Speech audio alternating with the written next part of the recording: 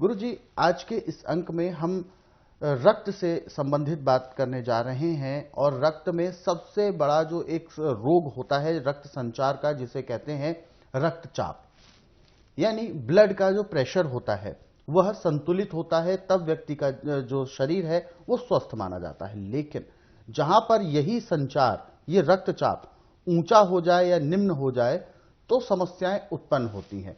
सबसे पहले मैं जानना चाहूंगा कि जो ब्लड का जो सर्कुलेशन है ये किस तरीके से डिसबैलेंस हो जाता है, क्या है ये रोग? देखिए, जब हमारा लीवर पूरा काम नहीं करता और पैंक्री इंसुलिन बनाना बंद कर देती है तो खाया पिया पेट में सड़ता है और गुर्दा उसको पूरा साफ नहीं करता, तिल्ली उस खून को स्वीकार नहीं करती। पुराना खून जब बार बार दिल में फिल्टर होकर गाढ़ा हो जाता है तो धमनियों में वो अंदर और बाहर दोनों तरफ जम जाता है जी।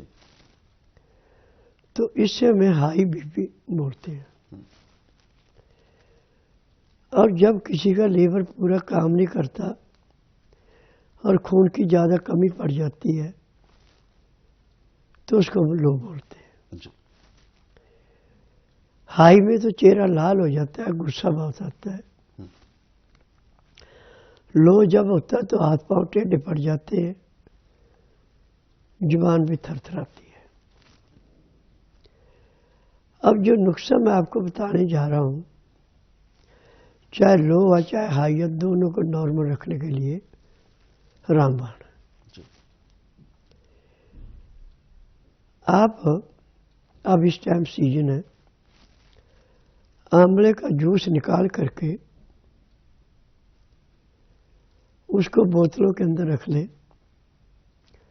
और जिस बोतल में आपने जूस रखना है उसमें देसी कपूर थोड़ा सा डाल दें ताकि उसका स्वाद न बदले, उसमें कोई किसी किस्म की फंक्शन न लगे। 1 साल तक ये चल जाता है। तो जिसको भी बीपी हाई या चाहे लो है, 1 चम्मच सुबह खाली पेट,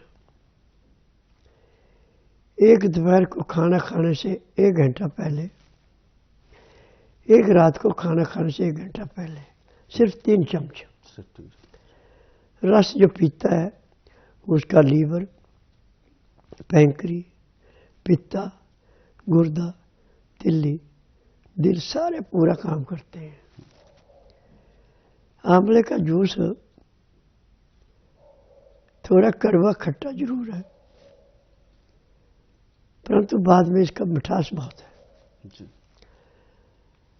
अंदर जाके हर अंग को ऐसे साफ करता है ये, जैसे मैले कुचैले कपड़े को गर्म पानी में सोडा डाल के उसके मैल को निखार देते हैं, ऐसे धमनियों को साफ करने में, लीवर को साफ करने में, पैंक्री को साफ करने में, पित्ते को साफ करने में, गुर्दे को साफ करने में, तिल्ली को साफ करने में और दिन की धमनियों को साफ करने के लिए अमृत के समान है। 3 दिन में चाहे लो हो चाहे हाई है नॉर्मल हो जाता है। और जो 12 महीने आंवले का जूस पी रहा है उसको जिंदगी में कोई रोग होगा ही नहीं जी। परंतु उसमें एक बात की बंजिश है कि चीनी का प्रयोग नहीं करना। चीनी में इसकी थोड़ी काट हो जाती है। अच्छा। यदि आप 5 ग्राम चीनी खा लेते हैं तो दिल 10 घंटे तक भी इसको पचा नहीं सकता और जो चीनी के साथ चीज आपने खाई वो नहीं पचेगी, फिर आपको दोबारा तकलीफ होगी जी। मैदे की चीजें, तली हुई चीजें, ठंडा खाना, बेटामा खाना, ये पैर के तलवे से सिर के बाल तक ऐसे शरीर को जकड़ लेता है जैसे पेड़ काटने पे लकड़ी सूख के अकड़ती है, ऐसे अंग अकड़ जाते हैं। फिर हमें रोगों से जूझना पड़ता है। आज पूरे संसार के अंदर चाहे एलोपैथी का, चाहे आयुर्वेद, यूनानी, होम्योपैथिक, नेचर कोई भी है, सब ने थ्योरियाँ पढ़ी हैं। और जो दवाइयाँ उनके पास आएंगी वो उसमें नुस्खा पूरा लाभ करेगी, नुस्खा पूरा लाभ नहीं करेगी, उनका कसूर कोई नहीं है, क्योंकि उन्होंने जो चीज़ सीखी है उसी को कर सकते हैं। बिल्कुल।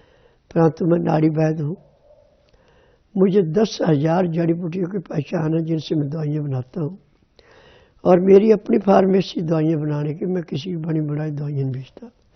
ये दवाइयाँ रजिस्टर्ड है, पेटेंट है, इनका साइड इफेक्ट कोई नहीं, चाहे कम खाएं चाहे ज़्यादा खाएं। जी। तो दर्शकों, कहीं ना कहीं हम अपने बहुत सारे ऐसे अनचाहे अनवांछनीय रोगों से परेशान रहते हैं जिसका हमें पता भी नहीं चलता। कभी कभार हमारे व्यवहार में चिड़चिड़ापन उत्पन्न हो जाता है और हम उसको महसूस नहीं कर पाते हैं, जिससे हमारा व्यवहारिक जीवन बहुत ज़्यादा त्रस्त हो जाता है। लेकिन कहीं ना कहीं ये सारी समस्याएं हमारे शरीर के अंदर ही चल रही होती हैं, जिसका असर हमारे स्वाभाविक जीवन पर पड़ता है, जिसका असर हमारे व्यवहार पर पड़ता है, और उसी का खामियाजा हमारे जीवन में कई प्रकार की ऐसी घटनाएं हो जाती हैं जो कि नहीं होनी चाहिए, जो कि केवल और केवल हमारे अंदरूनी स्वास्थ्य को लेकर होती हैं। यदि रक्तचाप निम्न होता है तो भी समस्या होती है, यदि रक्तचाप उच्च होता है तब भी समस्या होती है। हाई ब्लड प्रेशर या लो ब्लड प्रेशर, ये दोनों ही अपने आप में एक बहुत ही भयंकर रोग है, लेकिन इसको ठीक किया जा सकता है अपने खान पान में सुधार लेकर आने से। अपने रहन सहन में हम दिनचर्या को व्यवस्थित करें तो यकीनन हम ऐसे रोगों को मात दे सकते हैं।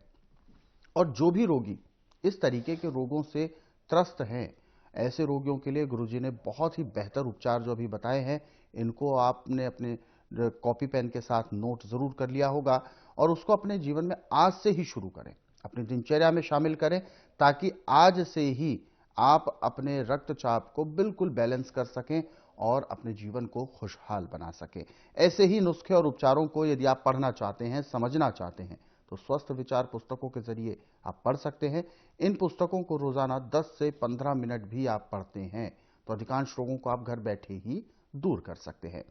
पुस्तकें मंगवाने के लिए आपको हेल्पलाइन नंबर्स पर ही कॉल करना होगा। कॉल करने का समय है सुबह 10 बजे से लेकर शाम 5 बजे के बीच में। नंबर आपकी टीवी स्क्रीन पर है।